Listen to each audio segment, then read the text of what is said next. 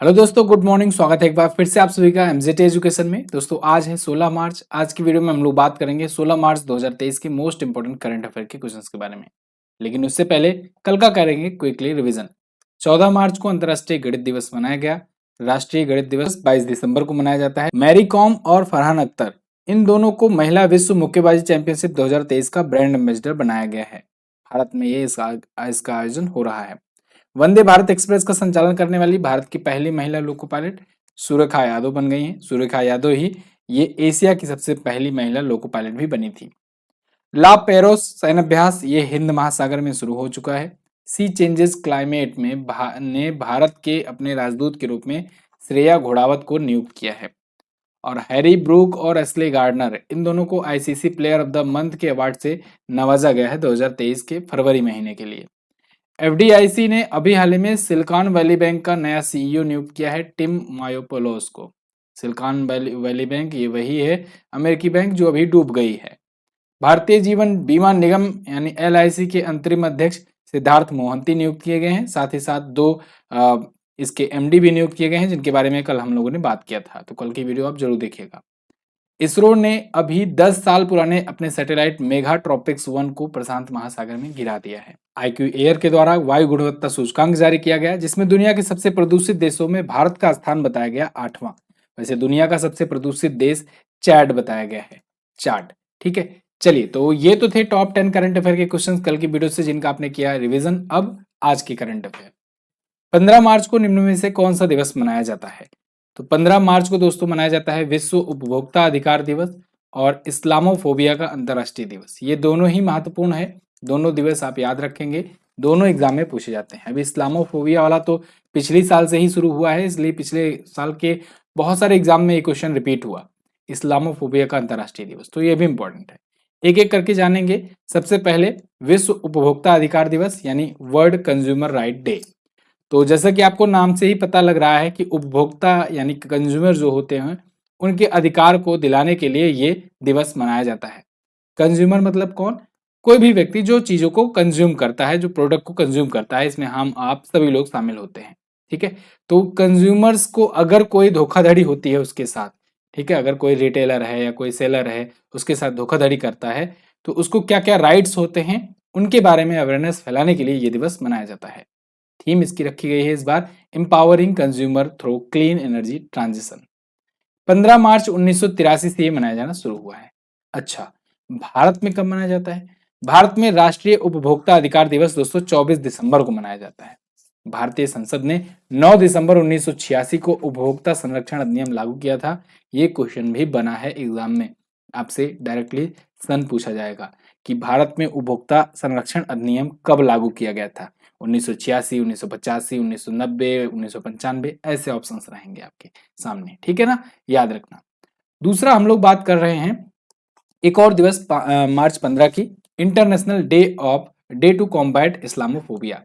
Islamophobia से लड़ाई लड़ने के लिए या कहें इसके खिलाफ ये दिवस मनाया जाता है। इस्लामोफोबिया क्या है? इस्लामोफोबिया मतलब इस्लाम से डर। पिछली साल 2022 में ही ये दिवस की शुरुआत हुई। इसमें 140 देशों ने ये हिस्सा लेकर के ये इंश्योर किया कि अब से 15 मार्च को मनाया जाएगा। इस्लामोफोबिया के खिलाफ ये अंतर्राष्ट्रीय दिवस है, इंपॉर्टेंट डे है, याद रखिएगा, पूछा जाता है एग्जाम में। ठीक है, और ये मार्च महीने का सभी दिवस जो मैंने कल भी रिवीजन कराया था, इसलिए आज आगे बढ़ते हैं। अगला, रेशम उत्पादकों हेतु बीमा योजना शुरू करने वाला भारत का पहला राज्य कौन बना? वो बन गया है उत्तराखंड। रेशम उत्पादक जो हैं उनके लिए बीमा योजना शुरू किया है उत्तराखंड, ऐसा करने वाला पहला राज्य है। यहाँ पर आप आर्टिकल देख पाएंगे इसके रिगार्डिंग। इन्होंने रेशम कीट बीमा कार्यक्रम शुरू किया है। ये एक ऐसा योजना है जो कि अभी हालांकि पायलट प्रोजेक्ट के रूप में केवल 4 जिलों में ही शुरू किया गया है। तो ये एक ऐसी योजना है जिसके तहत रेशम के जो उत्पादन करने वाले जो किसान हैं उनको बढ़ावा देने के लिए बीमा योजना शुरू की जाएगी कि अगर आपके मान लीजिए उत्पादन में कमी आती है या फसल सही नहीं हो पाती है, रेशम का उत्पादन सही से नहीं कर पाते हैं आप, तो फिर बीमा की राशि आपको मिल जाएगी। ठीक है, और इंश्योर किया जाएगा कि आपकी फसल बर्बाद ना हो। ठीक है, कुल मिलाकर के रेशम उत्पादकों के लिए होगा रेशम कीट बीमा योजना। ठीक है, तो उत्तराखंड ऐसा बन गया है पहला राज्य। उत्तराखंड अगर मैप में आप देखना चाहोगे तो यहाँ पर आपको दिख जाएगा। उत्तर प्रदेश से ही 13 जिलों के साथ अलग हुआ था उत्तराखंड। ठीक है, 13 जिलों के साथ। तो यहाँ पर जिलों की संख्या अभी भी 13 ही है। पुष्कर सिंह धामी यहाँ के सीएम हैं, लेफ्टिनेंट जनरल गुरमीत सिंह यहाँ के गवर्नर हैं। यहाँ पर झीलों की अगर बात करें तो नैनीताल, भीमताल, राकसताल, माताताल, सात ताल, ये सभी झील यहाँ पर है। जिम कार्बेट नेशनल पार्क है, जिसका पुराना नाम था हेली नेशनल पार्क और अब नया नाम हो गया है Ramganga national park. Ramganga national park नया नाम है, याद रखिएगा। राजाजी राष्ट्रीय उद्यान, नंदा देवी राष्ट्रीय उद्यान, गंगोत्री राष्ट्रीय उद्यान यहीं पर है। अच्छा, इसके अलावा भी अभी एक क्वेश्चन मैंने आपको बताया था करंट अफेयर से रिलेटेड, अंतर्राष्ट्रीय योग महोत्सव ये हुआ ऋषिकेश में। कहां पर? ऋषिकेश में हुआ अंतर्राष्ट्रीय योग महोत्सव, याद रखिएगा, इंपॉर्टेंट न्यूज है। दर्रों की अगर बात करें तो माना नीति लिपुलेख दर्रा है। लोक नृत्य में छपेली, छोलिया, हारुल, गढ़वाली, कजरी प्रमुख लोक नृत्य है यहाँ के। जिलों की संख्या 13 है। विधानसभा में 70 सीटें हैं। लोकसभा में यहाँ से 5 और राज्यसभा में यहाँ से 3 सीटें जाती हैं। क्लियर है। राजकीय पशु है कस्तूरी मृग और राजकीय पक्षी है हिमालयी मोनल। राजकीय पुष्प है ब्रह्म कमल। आगे बढ़ते हैं। हाल ही में स्पेस एक्स ने कितने वन वेब इंटरनेट उपग्रहों को लॉन्च किया? तो एलन मस्क की कंपनी स्पेस एक्स ने अभी हाल ही में वन वेब के 40 सैटेलाइट को लॉन्च किया है। 40 इंटरनेट सैटेलाइट हैं ये।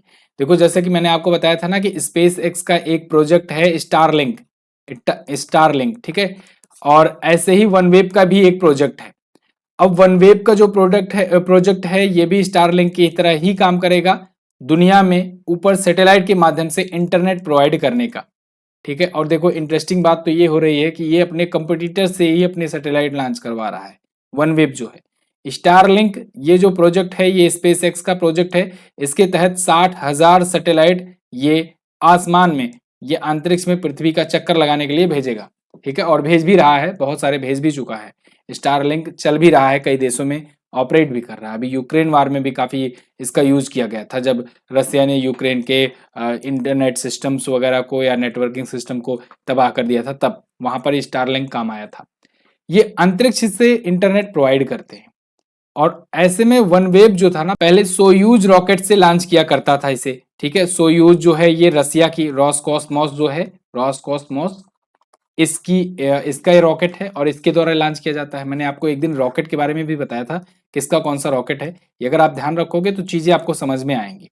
लेकिन जब से रसिया ने यूक्रेन पर हमला किया तो अब चूंकि वनवेब जो है एक ये ब्रिटिश कंपनी है, ठीक है, ब्रिटिश कंपनी है, तो ब्रिटिशर्स वगैरह और यूरोपियन बाकी देश जो है ये सब तो खिलाफ हैं रसिया के। तो अब सोयूज से 20 से ही इन्होंने अपना टाई अप तोड़ दिया, तो इनको सैटेलाइट तो लॉन्च करवाना ही था। तो वे किससे लॉन्च कराएं? तब ये आए एलन मस्क के पास। ठीक है, मतलब अमेरिका ने ये कहा कि ठीक है आप टेंशन मत लो, हम स्पेस एक्स से कहकर आपका सैटेलाइट लॉन्च करवाएंगे, और वही सब चल रहा है अभी। ठीक है, यहाँ पर देखो, अच्छा एक चीज और ध्यान रखना, वनवेब जो है ना ये लंदन में भले से स्थित है, लेकिन एक भारतीय की कंपनी है। बोलोगे कैसे? आपने अपनी एक कंपनी सुना है ना भारत की, भारतीय एयरटेल। भारतीय एयरटेल जो है ना, सुनील भारती मित्तल की कंपनी, उन्हीं की कंपनी का इसमें स्टेक सबसे ज्यादा हो गया है आज के टाइम पर। तो इसलिए ऑनरशिप उन्हीं के पास है।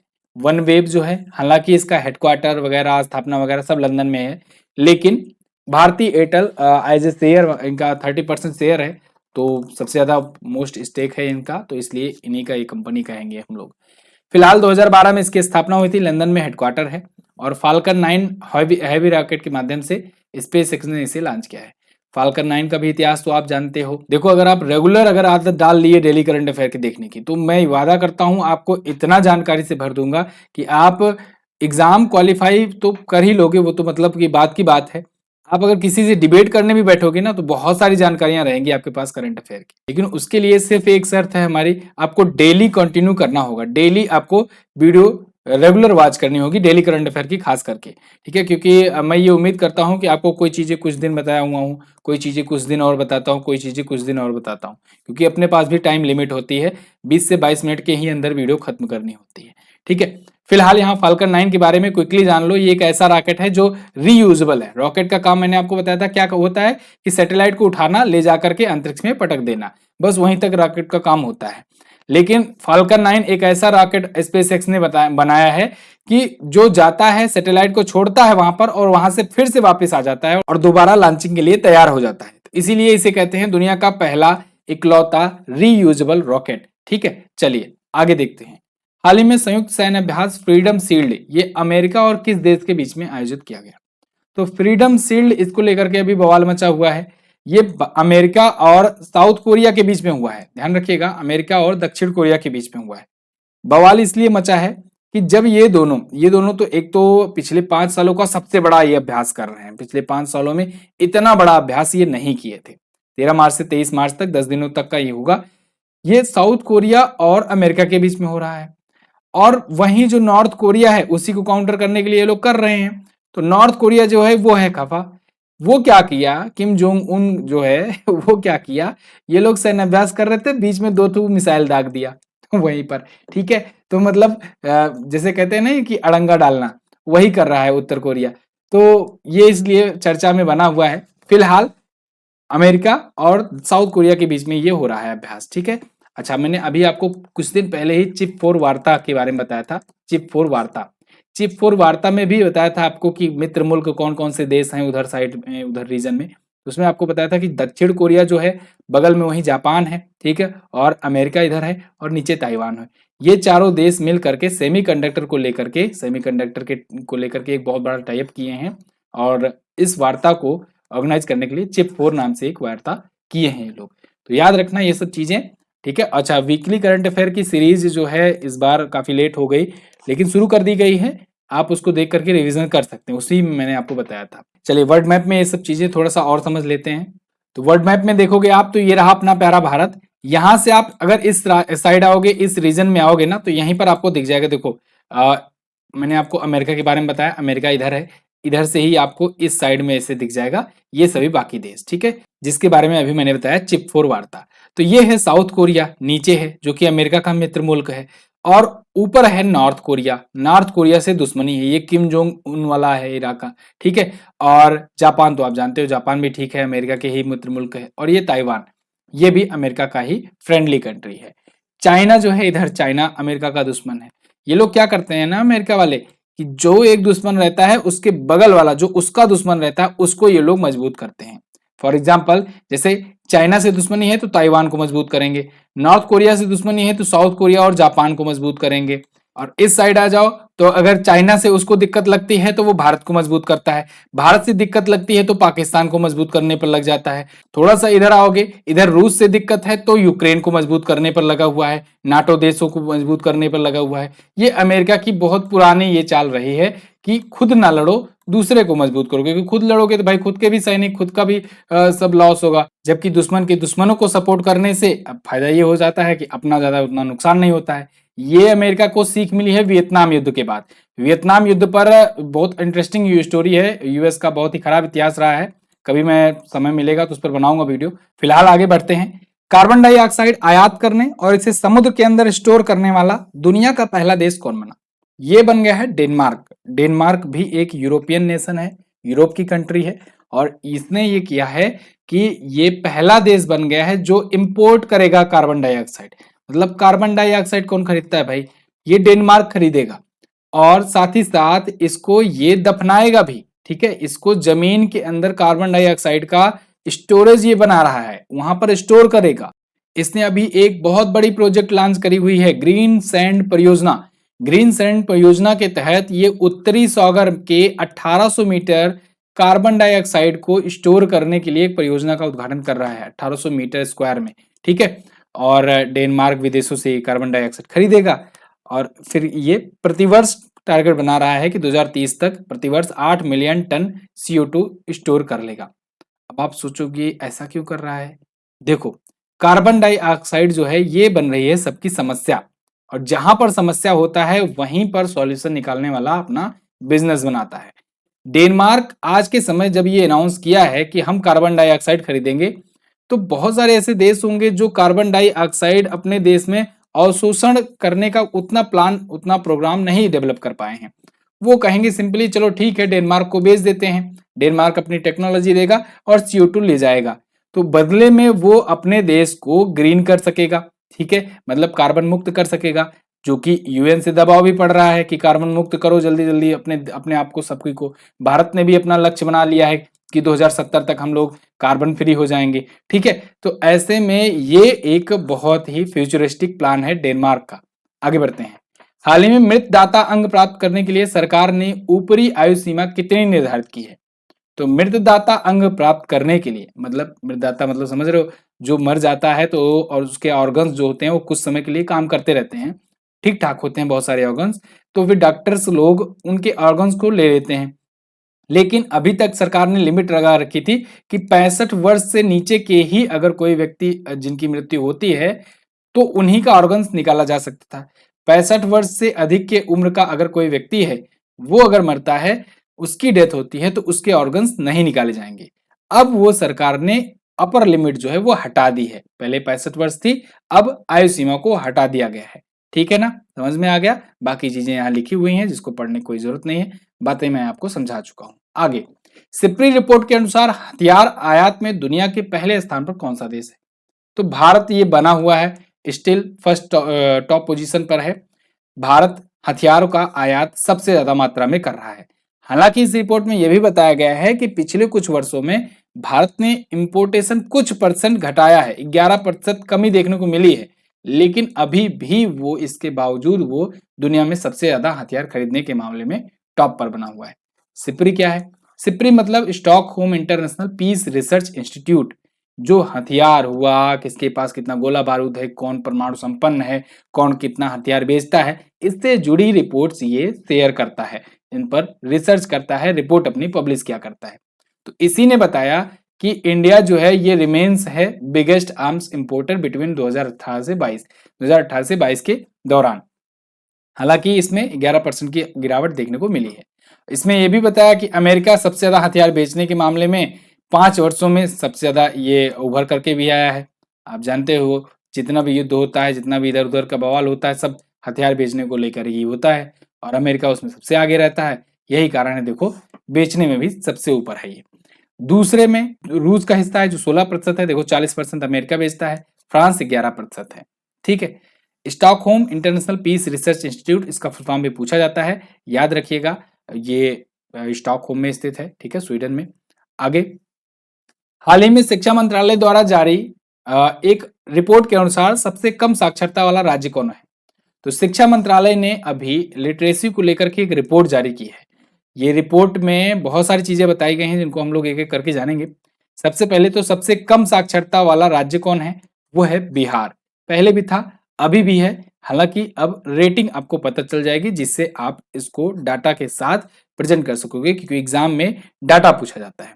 तो आप बताएंगे 61.8% ये यहाँ पर लिटरेसी है। लिटरेसी दर मतलब कि प्रत्येक 100 में से केवल 61.8 लोग ऐसे हैं जो पढ़े लिखे हुए हैं। कहां पर? बिहार में।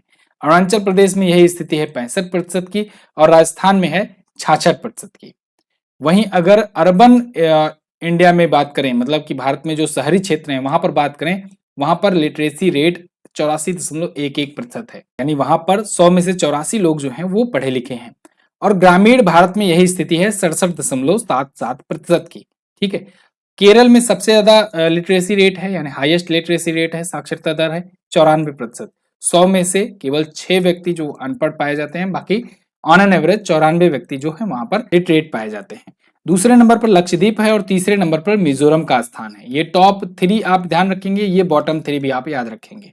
शिक्षा मंत्रालय की रिपोर्ट है। शिक्षा मंत्री कौन है? धर्मेंद्र प्रधान जी हैं। और बिहार के बारे में जान लो। बिहार आप देखोगे मैप में इंडिया के यहाँ पर है। बिहार वैसे बहुत कम ज्यादा चर्चाओं में रहता है योजना वगैरह के लिए, तो यहाँ पर इसका स्थिति बहुत कम ही दिखाने को मिलता है मुझको। फिलहाल नीतीश कुमार जी यहाँ के सीएम हैं। ठीक है, 8वीं बार ये सीएम बने हैं, 8वीं बार सीएम बने हैं। राजेंद्र विश्वनाथ अर्लेकर ये यहाँ के गवर्नर बने हैं, नए गवर्नर हैं, इनका नाम याद रखिएगा। नए राज्यपाल हैं ये। ठीक है, अभी 13 राज्यों में राज्यपाल चेंज हुए थे ना, जिस पर मैंने वीडियो दी थी, आप वो वीडियो सर्च करके जरूर देखिएगा। बिहार देखिए, ये अपना बॉर्डर किस तरीके से शेयर करता है? झारखंड इसी से अलग हुआ था। कब अलग हुआ था? ये 15 नवंबर सन 2000 को अलग हुआ था। ठीक है, बिहार अपना बॉर्डर उत्तर प्रदेश से, झारखंड से और पश्चिम बंगाल से शेयर किया करता है। ऊपर ये नॉर्थ में नेपाल से अपना बॉर्डर शेयर करता है। नेशनल पार्क में बात करें तो वाल्मीकि नेशनल पार्क बहुत पूछा जाता है। भीम बंधु नेशनल पार्क भी है। राजगीर अभ्यारण्य भी है, ये भी पूछा जाता है एग्जाम में। कैमूर अभ्यारण्य भी है। जाट जटिन डांस, ये बहुत बार एग्जाम में पूछा गया है। ये कहाँ का लोक नृत्य है? तो ये बिहार का है। ठीक है, बोध गया, वैशाली। अच्छा, यहाँ पर एक लोक कला भी पूछी जाती है, गोदना। गोदना लोक कला भी बहुत पूछा जाता है, लोक कला है। ठीक है, जिलों की संख्या 38 है, विधानसभा 243 सीट है, लोकसभा 40, राज्यसभा 16 सीट है। अगला, हाल ही में हुई संधि ओकुस के अनुसार यूएस और यूके ने किस देश को परमाणु ऊर्जा से चलने वाली पनडुब्बियां मुहैया कराने की घोषणा की है? तो उकुस जो डील है, उकुस जो संधि है, इसके तहत अभी न्यूक्लियर सबमरीन्स मुहैया कराई जाएंगी ऑस्ट्रेलिया को। ये दोस्तों बहुत पुरानी संधि है, मतलब कि बहुत पुरानी नहीं कहेंगे, अभी 2-3 साल हुआ, लेकिन चर्चे में भी इसलिए आई है क्योंकि अब ये डील हो गई है फाइनल। यहां पर उकुस जो है, उकुस क्या है इसको समझिए, अकुस या उकुस जो भी आप पढ़ो, अकुस, अकुस का मतलब ऑस्ट्रेलिया, यूके और यूएस, इन 3 देशों के बीच में एक संधि हुई है। ये संधि के तहत ये लोग क्या करेंगे, इंडो पैसिफिक रीजन में ये चाइना को काउंटर करेंगे। इंडो पैसिफिक रीजन में चाइना को काउंटर करने के लिए ये लोग यूके और यूएस खास करके ऑस्ट्रेलिया की मदद करेंगे। अब देखो अगेन मैंने वही जो बात बताई अभी फिर से, चाइना को काउंटर करने के लिए ऑस्ट्रेलिया को मदद कर रहे हैं लोग। ठीक है, ऑस्ट्रेलिया को क्या कर रहे हैं, इनको न्यूक्लियर पावर्ड सबमरीन्स दे रहे हैं। ठीक है, अब देखो एक फाइव आइज नाम से संगठन है, अगर आप कभी हॉलीवुड स्पाई मूवी वगैरह देखते होंगे, थोड़ा सा अगर इंटरेस्टिंग लगता होगा आपको, तो फाइव आइज के बारे में आपने सुना होगा। फाइव आइज बेसिकली एक खुफिया संगठन है जो 5 देशों का एक साथ मिलकर के बनाया गया है। मतलब 5 देश जो हैं वो खुफिया जानकारियां अपना आपस में साझा किया करेंगे। ये 5 देश में कौन कौन है, 3 तो यही हैं, ऑस्ट्रेलिया, यूके और यूएस, और एक यूएसए के ऊपर जो कनाडा है ना, कनाडा देश, मैप जब मैं आपको देश के नाम लूं तो तुरंत मैप आपके दिमाग में होना चाहिए। और एक ऑस्ट्रेलिया के बगल में इधर पीछे साइड में है न्यूजीलैंड। ठीक है, न्यूजीलैंड, ये तो ये 5 देश मिलकर के फाइव आइज बनाते हैं। ये फाइव आइज में देखो केवल 3 को ही प्रायोरिटी ज्यादा दी जा रही है, क्योंकि कनाडा भी उतना ज्यादा एग्रेसिव रहता नहीं है, ना ही न्यूजीलैंड उतना एग्रेसिव रहता है।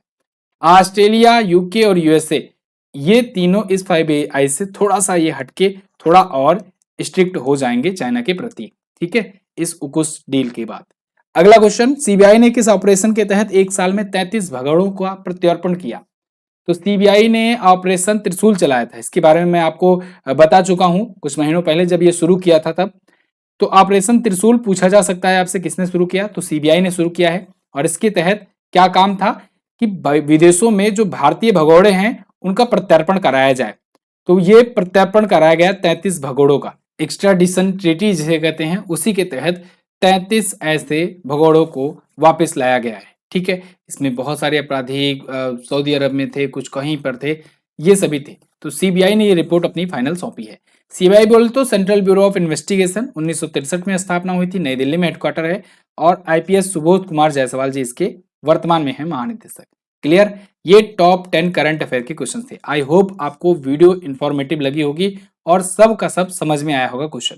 अगर कोई क्वेश्चन डाउट रह जाता है तो आप कमेंट बॉक्स में उसके बारे में ज्यादा जानकारी पूछ सकते हैं, जो नहीं समझ में आया आप उसके बारे में कह सकते हैं, मैं प्रयास करूंगा आपको दोबारा से समझाने की।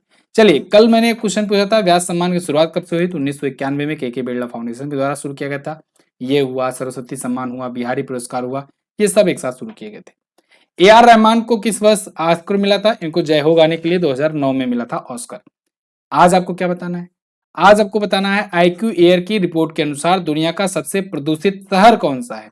कल हम लोगों ने देश और शहर दोनों के बारे में पढ़ा था अच्छे से, कल की वीडियो जो देखे होंगे डेफिनेटली इसका आंसर कर पाएंगे। आईबीए महिला विश्व मुक्केबाजी चैंपियनशिप 2023 का आयोजन कहाँ किया जाएगा, इसको भी आपको बताना है। ठीक है, बहुत बहुत धन्यवाद यहाँ तक वीडियो देखने के लिए। अगर आप हमारी ई बुक्स लेना चाहते हो तो एमजेटी ऐप पर जाकर के ई बुक्स का सेक्शन चेक कीजिएगा, बहुत सारी अच्छी अच्छी ई बुक्स लाई गई हैं जो बहुत ही किफायती दर में आपके लिए बहुत ही ज्यादा इंफॉर्मेशन के साथ है। आप एक बार चेक करके देखिए कौन सी ई बुक आपको ज्यादा पसंद आती है, मुझे भी बताइएगा। इसके अलावा हमारे वीडियो कोर्सेज को भी आप ले सकते हैं, बहुत ही अफोर्डेबल प्राइजेस में आपको यहाँ पर उपलब्ध कराए जाते हैं। बाकी फ्री पीडीएफ, फ्री क्विज वगैरह तो आपको सब कुछ यहाँ पर मिलेगा ही एमजेटी ऐप पर। चलिए, बहुत बहुत धन्यवाद, मिलेंगे अगली वीडियो में, तब तक के लिए नमस्कार, जय हिंद, वंदे मातरम।